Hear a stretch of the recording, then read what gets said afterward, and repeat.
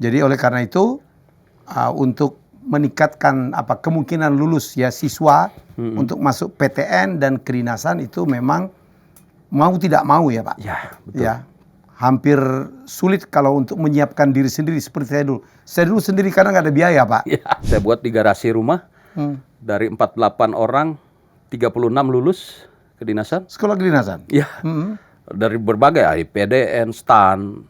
STAN ada nembus? Ada Pak. Wow. Gitu. Bisa, jadi ini tidak saja untuk siswa, untuk ke perguruan tinggi, tapi juga bisa membantu untuk tes pegawai negeri ya Pak? Ya, jadi awalnya kan PNS. kami itu kedinasan Pak, karena kami memang background kedinasan. Awalnya kedinasan, setelah itu kami berkembang ke PTN. Terus sekarang kami berkembang ke CPNS Pak, P3K, TNI, Polri.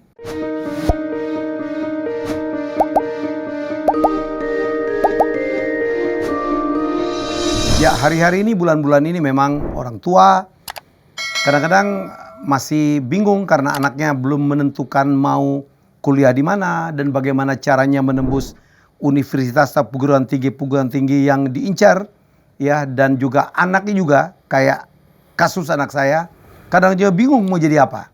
Oleh karena itu episode ini sangat khusus, saya mengundang seorang pelaku dalam bisnis bimbingan tes ya, bimbingan belajar untuk menembus perguruan tinggi. Pak Stanley sudah ada bersama saya.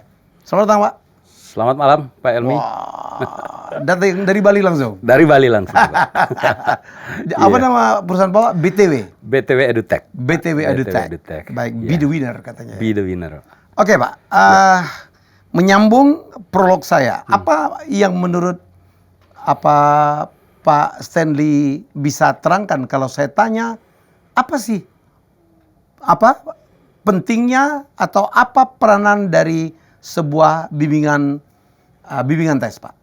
Ya, Pak Elmi mungkin saya spesifik langsung saja ke BTW ya Pak ya. Apa yang kita persiapkan ke anak-anak. Jadi kami BTW EduTech ini ada 2 lini sebenarnya Pak. Ada bimbingan belajar yang offline, kemudian ada juga aplikasi belajar. Sebelum sana Pak, kenapa bimbingan tes diperlukan? Kenapa? Kayak saya dulu saya nggak pakai bimbingan tes. Ya, jadi ini yang saya mau jawab bahwa untuk masuk perguruan tinggi, baik kedinasan maupun perguruan tinggi negeri, itu mereka akan menghadapi tes UTBK namanya, ujian tulis berbasis UTBK, ya, ujian tertulis berbasis komputer untuk PTN. Kemudian untuk kedinasan mereka akan menghadapi ujian seleksi kompetensi dasar berbasis CAT, Computer Assisted Test gitu. Oh, mirip-mirip juga ya. Ya. Nah, kita bicara dulu dari sisi materi ujian mereka. Materi ujian mereka itu di PTN itu mereka akan berhadapan dengan materi-materi ujian yang relatif tidak diajarkan di sekolah. Ada tes potensi skolastik, misalnya gitu. Kemudian ada literasi, bahasa Indonesia, bahasa Inggris, atau matematika. Literasi numerasi lah istilah sekarang itu ya. Nah ini enggak seperti zaman kita dulu Pak Elmi. Mau masuk kedokteran misalnya harus IPA, kimia dan biologi gitu. Nah, sekarang ini sekarang enggak ya Pak? Enggak begitu. Begitu juga di kedinasan. Mereka akan menghadapi seleksi kompetensi dasar. Materi akan mereka hadapi itu adalah wawasan kebangsaan, intelijensia umum, kemudian karakteristik pribadi. Nah, ini materinya juga tidak diajarkan memang harus dicari sendiri di luar sekolah gitu Pak. Itulah pentingnya mereka perlu menambah wawasan, menambah pengetahuan melalui bimbingan tes, bimbingan belajar. Dan gitu. Ada pelatihannya juga ya? Ya, itu. Jadi selain materi Pak, seperti yang saya bilang tadi, mereka kan juga akan menghadapi ujian berbasis komputer. Ibarat kita mau perang Pak, mereka harus terbiasa dengan alat perangnya, senjata perangnya. Jangan mau perang pakai senjata otomatis, latihannya pakai keris. Nggak zamannya lagi kayak kita dulu Pak, belajar pakai buku. Karena gitu. di sekolah tesnya belum tentu berbasis komputer ya Pak? Bisa jadi seperti Sementara itu. Sementara di tesnya harus menggunakan komputer? Ya, tidak saja alat tesnya Pak, tapi sistem tesnya. Misalnya contoh, karena ini kan berbasis komputer, harus cepat mengerjakannya Pak. Harus tepat. Nah, jangan sampai kita melihat waktu hitung mundur saja kita nggak tahu di mana gitu Ya, Pak. ya, ya. Mau mencet mouse saja kita tidak terbiasa Oke, gitu. oke. Itulah pentingnya mereka juga selain menguasai materi-materi yang akan diujikan yang relatif tidak didapatkan di sekolah, mereka juga harus terbiasa dengan alat tes dan sistem tesnya. Oke. Sistem tesnya. Karena sistem tesnya ini juga berkaitan dengan strategi mengerjakan. Gitu. Jadi di bimbel Bapak diajarkan juga Semuanya strateginya? kita harus ajarin. Hmm. Gitu Pak. Jadi saya bilang gini, kalau kita mengajarkan menyampaikan ada 3 kunci sukses untuk bisa Oke. lulus tes-tes berbasis komputer itu. Karena kan butuh kecepatan dan ketepatan. Cepat saja, tapi nggak tepat jawabannya kita nggak akan lulus karena ada passing grade di situ kan. Oke. Terlalu cari jawaban yang tepat nggak cepat bisa kehabisan waktu. Makanya kami mengajarkan dalam bimbingan belajar kami, baik secara online maupun offline, itu siswa harus menguasai 3 kunci sukses. Pertama apa? Pengayaan soal dan materi. Pengayaan itu apa istilahnya? Pengayaan drilling lah kira-kira Drilling, atau ya. apa? Karena kan materinya tidak diajarkan di sekolah Pak. Ya. Jadi mereka harus terbiasa tuh. Contoh sederhana misalnya begini Pak. Ada soal di kedinasan di kategori tes intelijensia umum Pak. Ada soal nggak ada nomor ya, ada opsi, cuma ada opsi jawaban, gambar misalnya gitu Pak. Nggak ada pertanyaannya, misalnya. Tapi cuma disuruh milih A, B, C, D, E gitu. Nah kalau orang nggak terbiasa ini Pak, dia akan bingung, ini saya suruh ngapain gitu. Tapi kalau mereka sudah terbiasa, mereka akan tahu bahwa oh yang disuruh cari gambar yang beda. Oke. Tanpa harus ada pertanyaan Pak. Oh. Tapi dia sudah tahu Ini bahwa biasanya tes psikologi ya Pak ya? ya semacam Ya, itu. ya, Tapi kalau psikologi kan masih ada soalnya mungkin. Ada begitu soalnya? Ada soal-soal seperti itu Pak. Gitu. Yang kedua apa Pak? Ya. Satu pengayaan soal. Pengayaan soal. Nah, pengayaan soal ini ya harus drilling soal sebanyak mungkin. Drilling yang paling bagus ya lewat aplikasi, lewat modul-modul soal gitu. Yang kedua ya itu tadi Pak, harus terbiasa dengan alat tesnya. Banyak sekali anak-anak kita cerita gitu Pak ya. Mereka itu kalau tidak terbiasa dengan alat tesnya, mau mencet mouse saja sudah ngelihat layar saja tampilannya udah keder kali. keder duluan Oke, gitu Pak ya. Belum lagi berstrategi mengerjakan. Jadi kunci kedua adalah harus pembiasaan alat tes. Dengan latihan.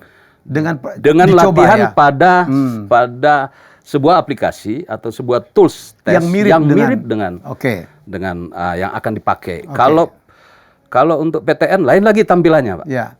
Untuk PTK atau kedinasan lain lagi itu tampilannya. Mereka harus terbiasa. Dua-duanya diajarkan. Ya, kita membangun aplikasi yang semirip mungkin dengan sistem yang dipakai dalam tes yang sebenarnya. Termasuk soalnya. Termasuk soalnya. Yang ketiga, dia harus tahu strategi perang, Pak. Contoh misalnya tadi saya bilang di kedinasan ada seleksi kompetensi dasar. Tes ini juga yang berlaku di rekrutmen CPNS, Pak. SKD ini. Itu. Kita mau mengerjakan apakah dari nomor 1 dulu atau dari mana nomor yang paling ideal gitu. Karena ada perbedaan karakteristik penilaian. Ya. Kalau nomor pilihan berganda semua pada dasarnya Pak Helmi pilihan berganda. Tetapi kalau yang misalnya wawasan kebangsaan itu clear Pak. Kalau kita udah tahu jawaban yang benar, pasti yang lain salah. Nilainya 5 atau 0. Oke. Gitu kan? Tapi di TKP, tes potensi karakteristik pribadi, TKP namanya, singkatannya itu opsi jawaban ABCDE itu bernilai dari 5 sampai 1. Ada bobotnya? Ada bobotnya. Yang paling ideal 5. Sampai yang paling terendah 1.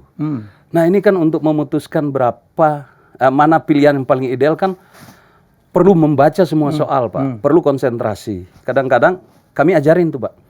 Gimana cara mengerjakannya. Misalnya, kerucutkan dulu menjadi 2 pilihan. Menurut Pak Helmi nih ya, kalau kita disuruh memilih dari 5 soal, langsung memilih 1 yang terbaik, atau dari 5 soal, pilih dulu 2 yang terbaik. Lebih enak mana Pak? Kalau ngemat waktu ya dari 2 yang terbaik. Ya dari 2 kan. Jadi jangan paksain untuk mencari 1 yang terbaik. Jadi nggak perlu dibaca semua dulu juga ya? Harus dibaca semua justru, kemudian dikerucutkan jadi 2 dulu. Oke.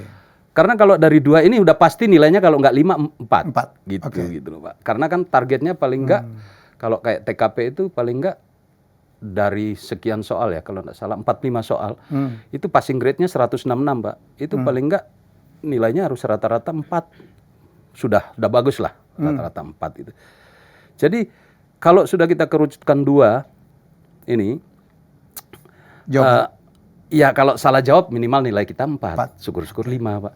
Supaya bisa cepat jawabnya. Karena waktunya, Pak, di kedinasan misalnya, atau di CPNS, sama nih, 110 soal, dikerjakan dalam waktu 100 menit, Pak. Wow. Artinya apa? 1 soal kurang dari 1 menit. Nah, kalau kita terlalu lama memilih mana nih yang ideal, habis waktu kita. Itu yang tadi saya bilang, harus cepat dan tepat. Gitu. Jadi oleh karena itu, untuk meningkatkan kemungkinan lulus ya siswa untuk masuk PTN dan kedinasan itu memang mau tidak mau ya Pak. Ya, betul. Ya, hampir sulit kalau untuk menyiapkan diri sendiri seperti saya dulu. Saya dulu sendiri karena nggak ada biaya Pak. Ya, sama jadi Pak. Saya belajar sendiri. Oke Pak. Apalagi ya yang jadi masalah? Kalau kayak anak saya, tiap bulan kemarin ganti cita-cita mau masuk fakultas mana tuh Pak? Ya. Baru sekarang aja dia mau ke fakultas kedokteran. Ada yang bisa dibantu dari BTW? Ya, nah ini saya cerita Pak. Awalnya kan kami fokus pada yang tadi, menyiapkan anak-anak atau siswa kami untuk lulus tes Pak. Ya. Ternyata kami temukan di kelas offline misalnya itu, ada anak-anak yang terpaksa ikut bimbel karena maunya orang tua. Ya. Gitu. Kemudian ada anak-anak yang sudah belajar, kemudian merasa dia sudah belajar dengan bagus, dia kemudian memilih fakultas atau kampus yang top lah misalnya gitu. Jadi ternyata ada problem lain Pak, selain kita mempersiapkan mereka untuk siap ujian. Problem itu adalah apa? Pertama, anak-anak itu harus tahu siapa dirinya dan mau jadi apa dia Pak. Dan apa potensinya? Iya. Kalau mau jadi siapa dia kan berarti kita bicara tentang potensinya dia, kepribadiannya dia, dan passionnya dia. Kita harus tahu dulu ini. Orang tua harus tahu siapa anak saya. Gitu dan di kan? tempat Bapak ada tes ya? Ada. Untuk mengukur Justru ini? itu yang membedakan Pak Elmi kami dengan yang lain. Dengan banyak aplikasi belajar yang ada, tapi kebanyakan kami lihat fokusnya hanya pada menyiapkan untuk ikut tes. Jadi Bapak mundur nih ya? Ya, di hulunya yang harus kita beresin supaya dulu. anak-anak siswa juga tidak salah masuk. Betul, Pak. Atau tidak salah target. Betul. Ya, ini kan mengurangi stres akademik mereka nanti kalau kuliah. Atau konflik dengan orang tua. Kalau punya alat baca yang sama kan. Anak saya ternyata seniman, dipaksa orang tua mau ke kedokteran. Ini kan problem nanti dalam kuliahnya dia. Jadi kita siapkan itu Pak. Namanya asesmen diagnostik. Asesmen diagnostik. Kita mendiagnosa potensinya dia, kecerdasannya dia gitu Pak. Bahkan gaya belajarnya dia seperti apa, kepribadiannya seperti apa, passionnya dia, minatnya dia dan bakatnya dia apa, sehingga kita tahu jurusannya dia kemana. Dan ini Pak dalam bentuk aplikasi. Jadi anytime bisa dikerjakan oleh anak-anak. Hasilnya itu terkirim ke orang tua juga ke anak. Jadi ya orang tua bisa monitor. Orang tua bisa punya alat baca yang sama dengan anak, sehingga kan bisa diskusi nih. Mama maunya kamu ke kedokteran, ini loh hasil saya mah gitu. Saya ternyata ke sini, ke teknik misalnya gitu kan bisa. Nah setelah mereka kita potret, Pak Elmi,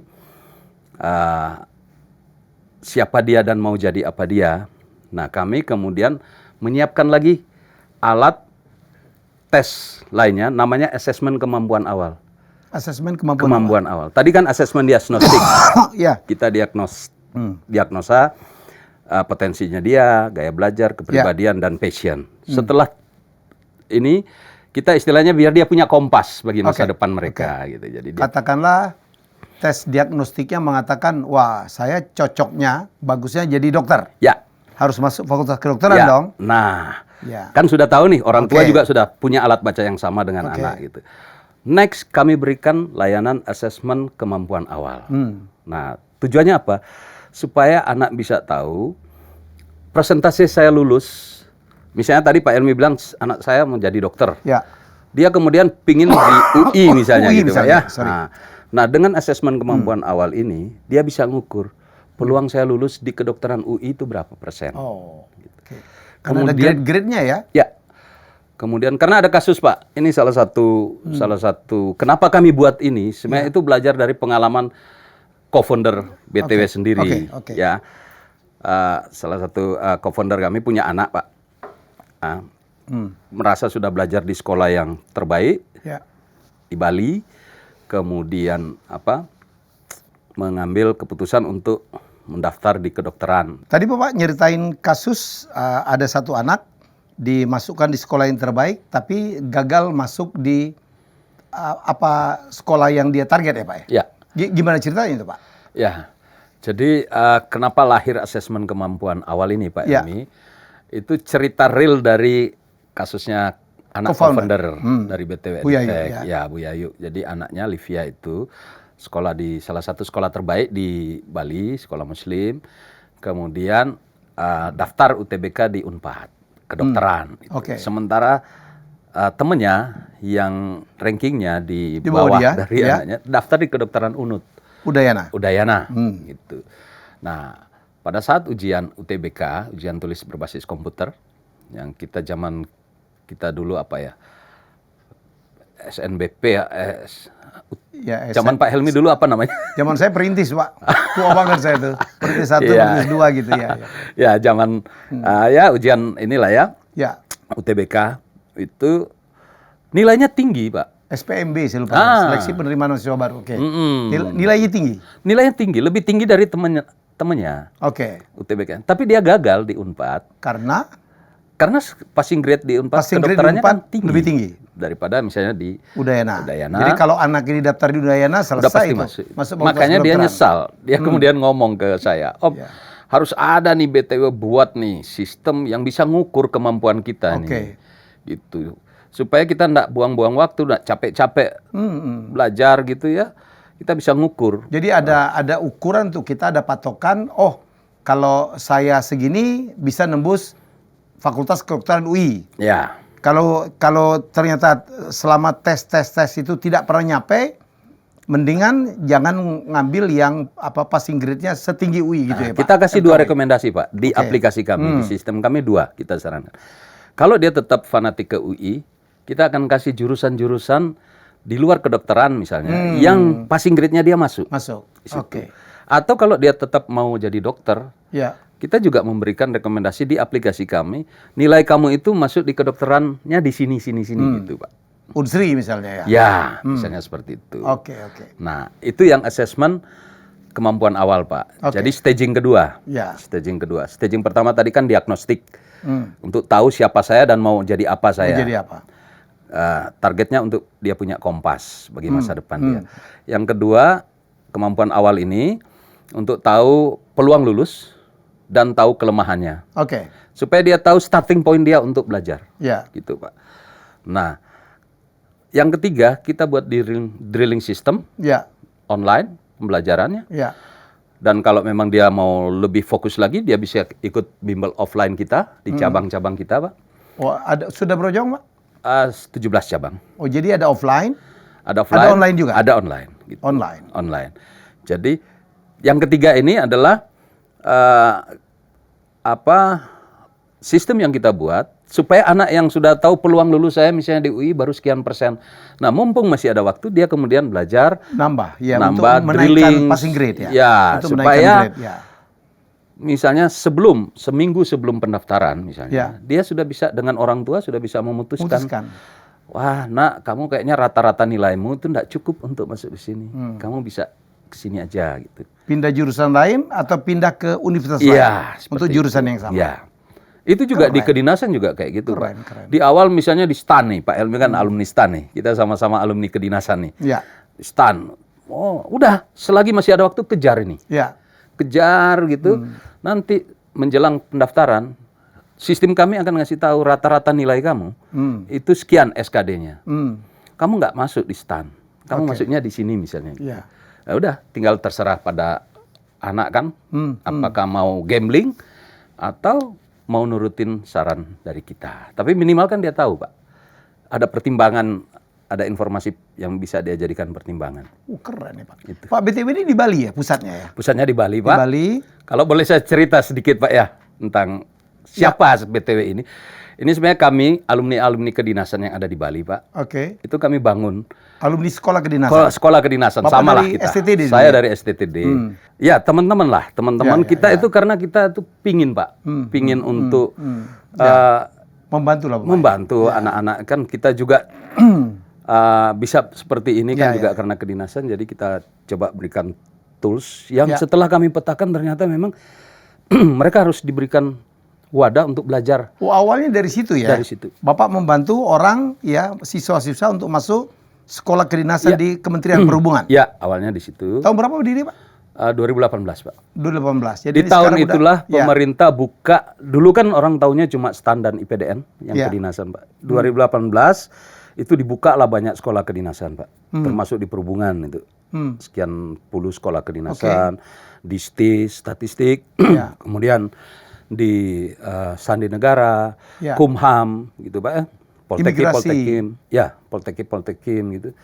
Banyak sekali waktu itu. Dan salah satu tes yang setelah kami bedah, wah ini harus dipersiapkan. Kalau enggak, anak ini enggak akan bisa bersaing gitu. Jadi kita buat bimbel awalnya, bimbel.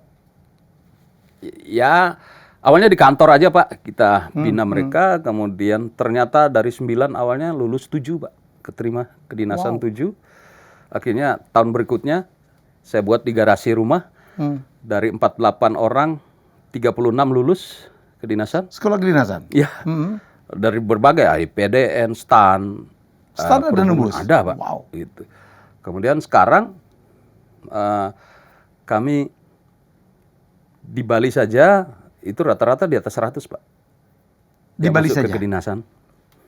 Siswa kami yang di Bali itu rata-rata di atas Nembusnya 100 setiap tahun, Pak. Total Bapak udah membantu, BTW udah membantu berapa orang ya, Pak?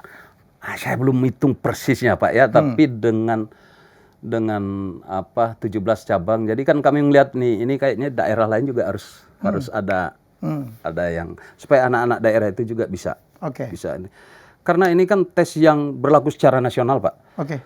Itu jadi kami buka di Lampung, di Jawa, mulai Jawa Barat, Banten sampai dengan Jawa Timur kita udah ada. Di Sulawesi juga sudah ada, Pak. Di Kalimantan sudah ada, Kalimantan Utara. Sumatera yang belum ya? Sumatera udah, Lampung. Oh, Lampung. Lampung itu, Pak. Lampung bagus sekali. Lampung Tengah. Ya. Kota kecil, Bapak tahu kan? Iya. Kota kecil.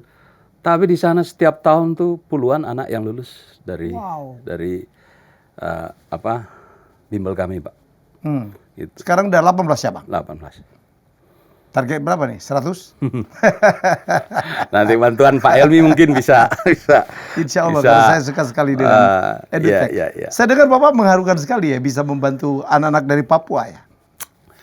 Iya, Pak. Memang 2021 kami itu berkolaborasi dengan Kominfo, Pak. Ya. Dengan Kementerian Perhubungan. Di Perhubungan itu kan ada kuota kedinasan untuk daerah 3T, Pak. Cilakanya, salah satu alat tesnya SKD tadi itu, seleksi kompetensi dasar yang nilainya standar seluruh nasional. Itu kalau mereka nggak dikasih akses, sudah belajar saja belum tentu lulus gitu, Pak. Apalagi sama sekali nggak bisa belajar. Jadi kami digandeng oleh Kementerian Kominfo untuk membantu menyiapkan mereka. Ya, dengan beasiswa ke anak-anak itu.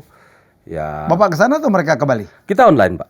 Online. Oke. Online. Memang ini tantangannya. Ada yang bisa jalan maksimal, ada yang enggak, Pak. Karena kan tergantung akses jaringan internet juga ya. Oke, terus? Jadi, tapi ya puji Tuhan, alhamdulillah lumayan banyak, Pak, yang lulus di daerah 3T. Sehingga kan mereka calon-calon pimpinan lah kira-kira di sana gitu, Pak. Nah, selain itu juga spesifik di Papua, Pak. Kemarin ada cerita menarik ini. Ada anak Papua datang, Kaimana, datang ke Bali, Pak. Itu pun karena orang tuanya alumni sekolah kedinasan. Jadi tahu lah mungkin ya. Terus datang ke Bali, Pak. Nah, tahun sebelumnya dia sudah gagal, waktu dia belum ikut bimbel, gagal dia, Pak. Nah, orang tuanya kemudian karena berjejaring kan kedinasan, tahu bahwa di Bali ada bimbel nih. Dikirimlah anak itu ke Bali, Pak.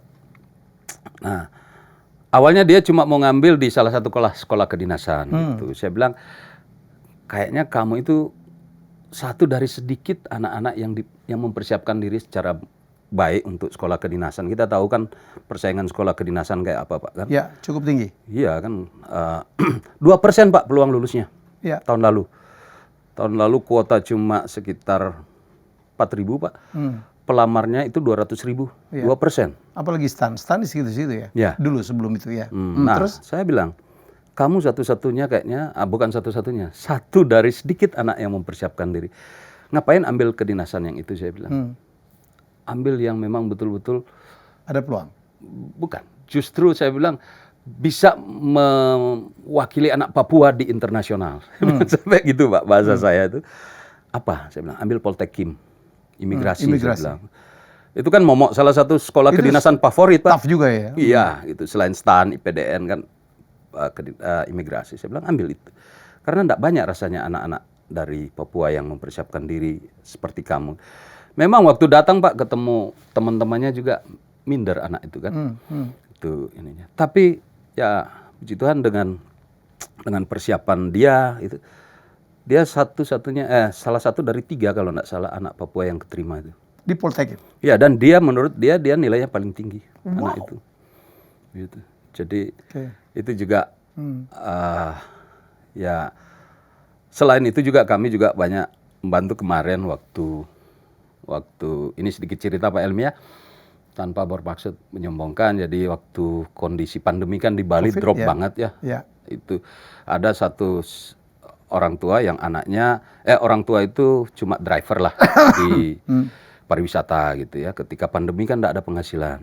Jadi saya bilang udah anaknya kita kasih beasiswa karena kan berangkat juga pada keinginan kita untuk selain bisnis ya sosial juga ya. Wujud terima kasih kita lah dulu alumni sekolah di kedinasan waktu itu. Jadi saya gratiskan dia. Ya puji Tuhan keterima Pak di PIP Curug penerbangan Curug ya. Terima dan sekarang sudah PNS, sudah lulus, sudah diangkat bekerja. Kemudian adiknya karena orang tuanya sama sekali sudah nggak berpenghasilan waktu itu ikut sama bapak jadi kuli panggul di terminal barang. Saya bilang enggak, kamu ikut bimbel, enggak usah bayar, saya bilang gitu. Akhirnya dia mau ikut dan puji Tuhan juga dia lulus di pelayaran Pak. Di AIP. PIP sekarang. PIP ya, ganti. STIP Pak sekarang Sekolah Tinggi Ilmu Pelayaran itu lulus Pak. Sehingga bapaknya akhirnya apa? Mengabdikan diri di BTW di kami itu sebagai OB Pak. Karena beliau bilang anak saya 2 sudah netas Pak Stanley itu. Saya tanpa harus mengeluarkan biaya, anak saya sudah keterima kedinasan, mereka lulus sudah langsung PNS. Kalau karir bagus mereka juga calon-calon pimpinan ke depan gitu. Jadi saya mau kerja sebagai OB di BTW Balas budi. di salah satu cabang kami di Mengwi. Gitu. Beliau lakukan itu. Nah ketika kemarin kondisi pariwisata sudah membaik di Bali, saya bilang Pak harus balik ke passion Bapak di travel. Di ini. Jadi beliau saya minta untuk dan beliau sendiri memang ya sudah passionnya di situ ya kan kasihan juga orang masa harus ini OB terus. Nah pariwisata udah bagus, silakan Pak kembali sebagai driver angkutan pariwisata. Gitu. Pak saya dengar BTW juga bisa membantu untuk melolos,kan untuk calon PNS dan P3K ya? Ya, jadi salah satu tes di rekrutmen ASN. Rekrutmen ASN itu kan ada 3 jalurnya Pak Helmi. Ada yang CPNS, ada P3K, dan ada lewat P3 kedinas. itu yang honorer ya? Yang kontrak dulu lah. Yang kontrak kira-kira, atau honorer. ya, gitu. Yang ketiga apa Pak? Sekolah kedinasan. Sekolah kedinasan, Ya. Nah 3 jalur rekrutmen ASN. 2 jalur ini baik CPNS maupun kedinasan itu menggunakan tahapan seleksi awal, itu seleksi kompetensi dasar. Berlaku yang tadi materinya Pak, wawasan kebangsaan, intelijensia umum sama karakteristik pribadi. Mau dia dokter, mau dia hakim, mau dia apa, itu tesnya ini dulu Pak. Sama. Ya. materi tesnya ini dulu dan passing grade-nya juga standar. Gitu.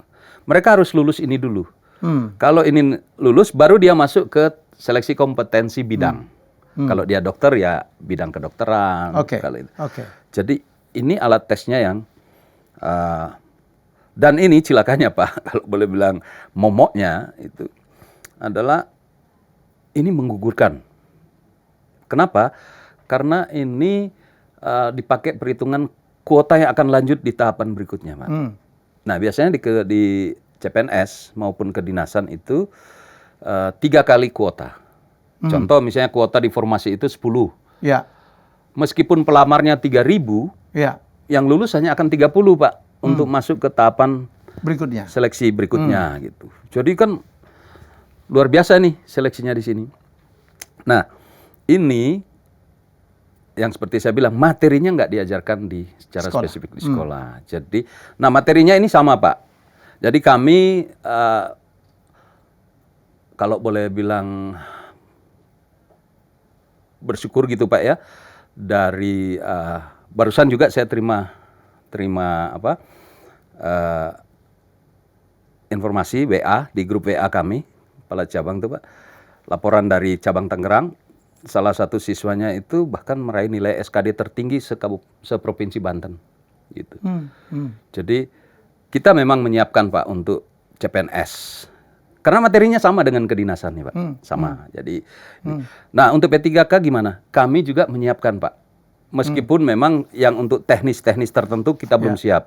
Tapi kalau di P3K kan itu ada tes manajerial sama sosial kultural. Nah ini sama semua. Mau jabatan apapun ini manajerial dan sosial kultural sama nih. Nah kita punya nih modul-modul ini. Nah kemarin ada cerita lucu nih Pak Elmi. Ya. Jadi saya awal tahun lalu lah didatangi salah satu pejabat di Kementerian Perhubungan, minta tolong untuk mempersiapkan, karena beliau tahu saya punya pelatihan ini termasuk aplikasi, teman lah ini Pak Stanley, ini saya punya tenaga honor ada 100-an di kantor saya nih. Kasihan mereka sudah sekian tahun, ada yang sudah 10 tahun masih honor gitu. Nah ini ada peluang untuk rekrutmen P3K. Ada formasi? Ada formasi. Di kantor saya nih ada formasi, beliau bilang gitu. Nah kalau saya enggak persiapkan anak-anak ini, bisa jadi yang ngisi orang lain nih, anak baru nih. Sementara anak-anak di tempat saya ini yang honor ini akan terus honor gini. Jadi tolong mereka dibina, Pak. Dikasih pelatihan untuk P3K. Ya karena teman, oke Pak, bahkan saya gratiskan tuh. Tapi kita online saja ya Pak ya, saya bilang. Saya buatkan kelas, udah mentor-mentor kita suruh ngajar mereka. Mungkin hanya sekitar 2 bulan kita ajar. Saya terima laporan Pak, 100% lulus. Jadi dari 100-an lah, 100 kalau tidak salah itu honornya mereka. Yang lulus administrasi itu 67, yang ini gagal di administrasi. 67 ini kan harus tes P3K-nya nih, yang berbasis CAT tadi itu. Itu 67-nya lulus Pak, 100% lulus. Ketemu lagi sama saya beliaunya, waduh Pak Stanley saya pusing sekarang. Loh kenapa Pak? 67 staf saya lulus semua. Konsekuensinya apa? Mereka kemudian ditaruh di unit-unit kerja yang lain. Akhirnya saya kosong lagi nih. Ya udah Bapak rekrut lagi aja, saya bilang gitu. Jadi itu juga kebanggaan gitu Pak Elmi. Kita bisa membantu. Begitu juga di CPNS. Ada dulu kan sekolah kedinasan itu masih reguler Pak, masih belum ikatan dinas. Baru 2018 kan ikatan dinas. Nah ada yang sudah lulus di 2018 ke bawah nih. Salah satunya adik tingkat saya lah di STTD itu. Mereka reguler. Nah saya buatkan kelas gratis mereka itu. Dan puji Tuhan mereka keterima jadi PNS. Dan itu ketika mereka telepon, lapor, Kak saya bersyukur saya sudah punya anak 2 Kak. Ini istri saya masih sekarang hamil nih. Ini berkah buat anak saya. Sama inilah dari BTW membantu mereka untuk ini, itu kebanggaan Pak, kebanggaan. Wow, luar itu biasa. Apalagi sekarang ada formasi 2,2 juta ya Pak, PNS dan P3K. Ya, 2,3 Pak Elmi. 2,3 juta. 2,3 sekian. Dan itu kompetisinya ketat. Saya dengar yang daftar banyak sekali ya. Ya, jadi ya tiap tahun CPNS itu banyak sekali. Kalau sekarang itu kan 2,3 itu kalau nggak salah 690 untuk formasi CPNS, 1,6 itu formasi P3K, Oke. 6.000 itu formasi kedinasan. Gitu. Nah, ini besar sebenarnya Pak, termasuk yang paling terbesar nih saat ini rekrutmen. Tapi kembali lagi Pak, kalau mereka nggak lulus di tes ini, ya nggak akan bisa masuk Pak. Banyak sekali formasi kosong Pak. Misalnya pemerintah nyiapin nih formasi untuk jabatan Belum ini tentu terisi kan ya? belum tentu terisi. Kenapa? Karena mereka nggak lulus passing grade dari SKD itu tadi. Oke. Kosong Pak. Jadi mau itulah sedikit yang Bapak bantu, BTW bantu. salah satunya itu Pak. Ya, bisa. Jadi ini tidak saja untuk siswa, untuk ke perguruan tinggi, tapi juga bisa membantu untuk tes pegawai negeri ya Pak? Ya, jadi awalnya kan PNS. kami itu kedinasan Pak, karena kami memang background kedinasan. Awalnya kedinasan, setelah itu kami berkembang ke PTN. Oke. Terus sekarang kami berkembang ke CPNS Pak, P3K, TNI, Polri. Kami udah berapa, kemarin ada 5 anak yang lulus Akabri menggunakan media pembelajaran yang kami persiapkan Pak. Ada yang di Akpol, ada yang di Angkatan Darat, Angkatan Udara. Jadi Luar biasa ya. ya, Wow. Tahun ini mau target apa Pak? target tahun ini, nah ini Pak, orang tahu itu kan BTW itu baru sekedar bimbingan belajar aja Pak. Ya, bimbel. Dan mungkin banyak orang juga yang taunya kedinasan. Mereka belum tahu bahwa kita sebenarnya juga PTN, CPNS, P3K, TNI Polri juga kita memfasilitasi gitu Pak. Sekarang ini udah banyak sekali nih. Baru diumumkan kemarin tuh kelas online kami udah banyak nih yang mau daftar. Di cabang juga udah banyak yang mau belajar untuk CPNS gitu. Nah, yang belum banyak diketahui oleh masyarakat itu Pak, yang tadi asesmen diagnostik untuk mengetahui siapa saya, mau jadi apa saya. Ini kan penting Pak. penting, Pak. Buat orang tua, dia perlu tahu siapa anak saya, mau jadi apa anak saya. Buat guru, dia perlu tahu dong siapa murid saya, mau jadi apa murid saya. Dan itu bisa online ya Pak? Online. Ya. Nah, ini kan Pak Elmi ya. Tes ini kan sebenarnya tes psikotes. Untuk ngetes potensi, gaya belajar, kepribadian dan minat bakat. Ini kan tes psikotes Pak sebenarnya. Berapa biaya psikotes Pak? Kalau misalnya di luaran kan lumayan. Kalau dengan ini? Hanya 150.000 Pak. Dia sudah bisa dapat detail karena kami membangun.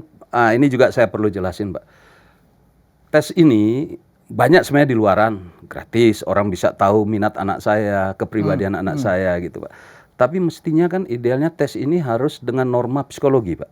Dengan alat tes psikologi. Gitu. Nah kami enggak mau asal-asalan, jadi kami bekerja sama dengan Biro Psikologi Pak. Ya.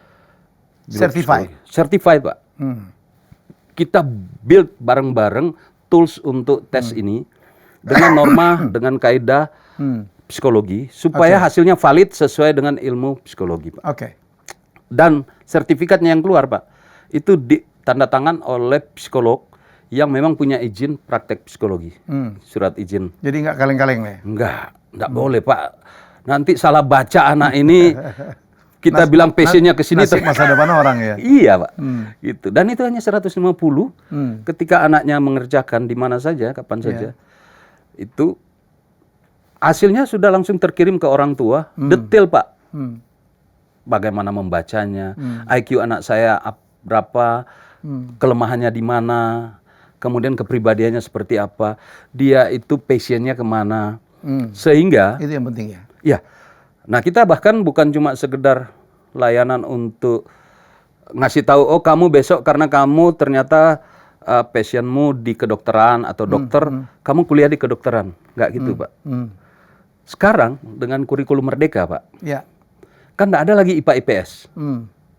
Anak kelas 10 kan harus memilih mata pelajaran yang sesuai dengan apa yang akan dia inginkan ke depan. Nah, kalau nggak ada alat yang bisa membantu mereka mendeteksi untuk mendeteksi dia itu kan susah Pak. Jadi mestinya Bapak bisa kerjasama dengan sekolah-sekolah ya? Oh ya, itu yang kami mau dorong Pak. Dinas-dinas ya kan? Ya. Supaya anak-anak bisa diarahkan kemana ya Pak? Jadi ya mungkin ya mungkin kami salah satu atau dari sedikit lah, atau mungkin malah baru satu-satunya yang punya alat tes ini yang bisa merekomendasikan untuk kelas 10, kamu itu mau jadi apa sehingga mata pelajaran kurikulum merdekamu ini loh kamu ambil. Rekomendasi kita. Ya. Dia nggak bingung lagi, Pak, mau. Nggak salah ambil juga ya. Kalau dulu kan IPA, IPS oke Ya, lah, ya, umum Pak ya. ya. Sekarang kan harapannya kan mereka sudah spesifik sesuai dengan itu. Nah, jadi kami ada layanan untuk SMP, diagnostik untuk SMP, untuk SMA kelas 10. SMA kelas 10 itu kaitannya dengan mata pelajaran yang dia mau ngambil di kelas 11 Kurikulum apa? Merdeka itu ya. Ya. Oke. Sama yang untuk SMA kelas 12. Kaitannya dengan jurusan dia mau ambil di kampus itu apa? Fakultas mana? Ya, fakultas apa? Itu kita punya, Pak. Di BTW EduTech. Teman-teman kalau mau Bapak Ibu kalau mau lihat, adik mau lihat itu btwedutech.com itu. Bisa lihat di situ. btwedutech.com. Oke. Sekarang berapa siswa, Pak, yang ada di dalam pelayanan Bapak? Kalau di online, di aplikasinya kita sudah hampir 300.000, Pak. Karena aplikasinya ini baru kita bangun sebenarnya, Pak. Oke, 300.000. 300.000. Kalau yang offline, kalau nggak salah sudah tahun ini ya, Pak, yang sedang running sekarang ya, running saya sekarang ini mungkin di atas 1000-an apa 2000 dari 18 cabang. Dan ini kebanyakan malah ke kedinasan ini sekarang. Karena mereka ada yang udah mempersiapkan dari, kami kan buka kelas untuk kedinasan karena prosesnya panjang, Pak Elmi. Itu dari bulan September udah kita buka. Tapi bulan Januari ini kita buka kelas yang untuk apa? Karena kan tesnya dimulai bulan Mei biasanya. Pembukaannya bulan April, bulan Juni lah paling nggak SKD sudah. Mei itu seleksi administrasi. Gitu. Oke, Pak, ada lagi yang disampaikan? Terima kasih udah jadi tamu saya. Semoga orang-orang tua, anak-anak, siswa ya, yang kelas 12 terutama, dan juga yang mau masuk ke pegawai negeri, mau ke P3K ya, penjelasan ini dari Pak Stanley bisa memberi manfaat ya. Ada yang mau disampaikan, Pak? Ya, pertama terima kasih Pak Elmi diberi kesempatan di sini untuk menyampaikan apa yang kita. Karena saya kepengen betul anak-anak kita itu bisa, karena kita menuju 2045 Pak, di mana kita memerlukan SDM yang hebat untuk menjelang Indonesia Emas. Betul. Ya, oke. Jadi kalau saya boleh bilang Pak, tantangan kita kan 20 tahun lagi ya, selain bonus demografi ya Indonesia Emas itu kan yang kita capai Pak, dan kita lihat kan kondisi pendidikan kita itu Pak. Mungkin sedikit informasi itu saat ini ada survei yang dilakukan oleh Kementerian Kesehatan Pak. Itu 700 ribuan. Itu 2015 loh Pak survei itu ke sekolah-sekolah. Itu 700 ribuan siswa kita pernah berpikir untuk bunuh diri. Kenapa? Karena stres akademik. Salah satunya ya karena nggak sesuai dengan passion mereka itu. Belum lagi tentang ketimpangan kualitas pendidikan, Pak. 80% SMA terbaik itu adanya di Jawa. Itu data LTEP, lembaga tes masuk perguruan tinggi negeri. Pak Nadiem sendiri mengatakan 80% lebih lulusan sarjana itu bekerja tidak sesuai dengan jurusannya. Itu kalau kita bicara kondisi pendidikan Indonesia, Pak. Kita bicara tentang tantangan anak itu sendiri yang tadi itu, Pak. Mau jadi apa saya? Siapa saya? Mau jadi apa saya, dan bagaimana cara saya. Nah ini yang kami mau jawab Pak. Mudah-mudahan keberadaan kami bisa berkontribusi, karena kami ingin menciptakan generasi pemenang untuk Indonesia maju. Semoga sukses Pak. Amin. Terima kasih Pak Elmi. Ya, jadi saya concern juga dengan anak-anak siswa-siswa di daerah-daerah 3T misalnya ya, atau di luar Pulau Jawa lah. Kita nggak usah 3T lah, di luar Pulau Jawa. Yang aksesnya untuk masuk ke sekolah-sekolah terbaik juga sulit ya, karena memang sekolah terbaik rata-rata 80% ada di Jawa. Semoga dengan BTW melakukan bimbel secara online ini akan bisa sangat membantu, gitu ya Pak ya? Seperti buktikan beberapa anak Papua sudah bisa menembus sekolah-sekolah kedinasan yang bergengsi juga ya.